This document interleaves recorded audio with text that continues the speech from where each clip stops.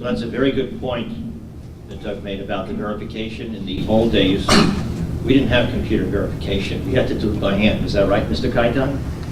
Sure. This is my friend Vasant Kaitan, who designed the first national semiconductor microprocessor controlled read-only memory, the M16, in 1972. Art? Well, I think Doug opened it well with the distinction between CAD and EDA. CAD, the A stands for aiding, helping somebody do what they're already doing. Whereas in EDA, it's automation, which is actually doing something instead of the person doing it.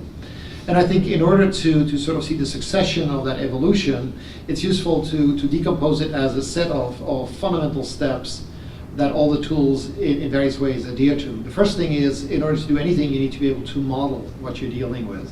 And this can be physical modeling, electrical modeling, logical modeling, but you need to have a model. If you can model, maybe you can simulate. And if you can simulate, maybe you can analyze. And if you can analyze, maybe you can verify. And if you can verify, maybe you can optimize. And if you can optimize, maybe you can automate. And in many ways, in all the areas that Doug has talked about, that is essentially what we see, a succession of moving up that ladder and thus adding more empowerment to it.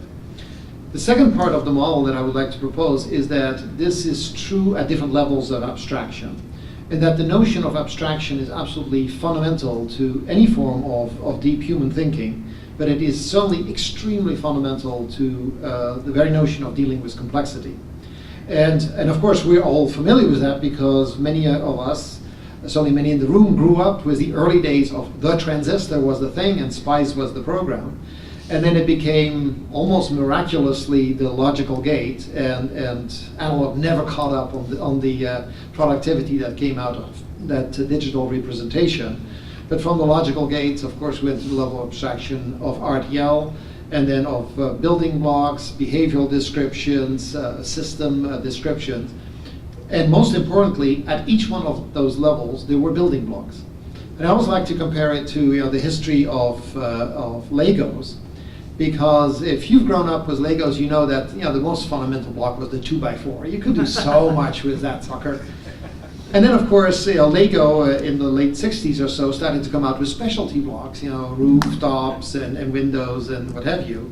And I still remember the fundamental breakthrough of Lego, which is introducing the motor, which is sort of the equivalent of a microcontroller in our parlance here. And then from there, they added more and more sophistication all the way to ultimately hardware, software Lego systems.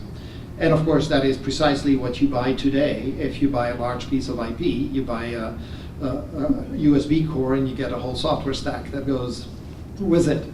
And so it's a combination of these level of representations moving to automation and the level of blocks that it apply to that really is the essence, in my opinion, of EDA.